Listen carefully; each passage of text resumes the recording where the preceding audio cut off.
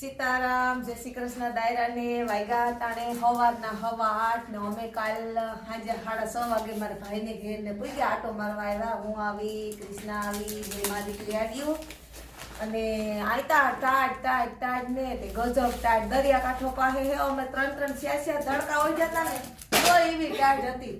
હાવ ટાઢે ઠરી ગયા. અમારે આવી હજી ટાટ નથી પડતી.